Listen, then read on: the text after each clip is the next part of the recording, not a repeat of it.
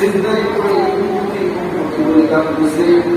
উম্মতের চূড়ান্ত ফয়সালা না হওয়া পর্যন্ত আল্লাহ নবী জান্নাতের দিকে একটা কদম বাড়াবে না। চিন্তা করেন কেমন নবী আমরা পাইছি, ঠিক না? কথা কয় না। 1,24,000 পয়গম্বর আদম আলাইহিস সালাম থেকে হযরত ঈসা আলাইহিস সালাম পর্যন্ত সমস্ত নবীরা একবার তার উম্মতের কাছে বলে, আমরা যদি আল্লাহ আমাদেরকে নবী না বানাইয়া বিশ্ব নবীর উম্মত যদি বানাইতাম, তাহলে আমাদের মতো সম্মান এই পৃথিবীতে আর কেউ হতো না।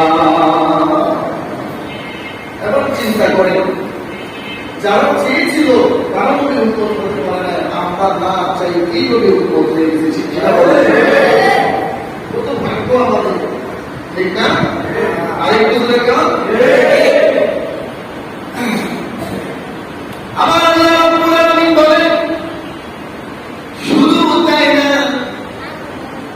সমস্ত নবীরা আমার কাছে চেয়ে নিয়েছে, আর আমি আল্লাহ আমার নবীকে চাওয়ার আগে জ্ঞান দিয়ে দিয়েছি। অনেক দুনিয়া দিয়েছি, আমি আমার ইচ্ছা করলে পারতাম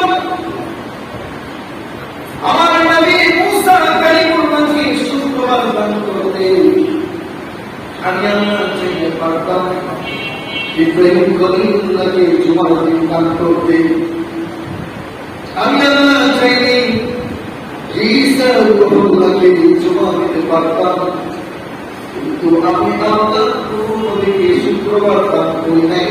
আমি আল্লাহ আমার প্রিয় হাবিবের কাছে আমার প্রিয় বান্দার জন্য শুক্রবার দান করেছি।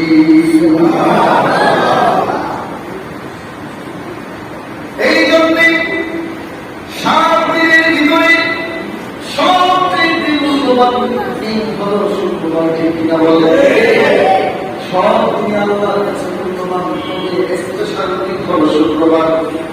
এই শুক্রবারের দিনটা আল্লাহ করে দিয়েছে, পূর্ব কেউ দেয় নাই, কেউ দেয় নাই, একমাত্র আল্লাহ বিশ্ব নবীকে তার উম্মতের জন্য শুক্রবার দান করেছে, যাতে করে তার উম্মত শুক্রবারের দিনে আল্লাহর কাছে তওবা করে জীবনের গুনাহ ক্ষমা করতে পারে। হাদিসের মধ্যে এসেছে, যদি কেউ জুমার দিনে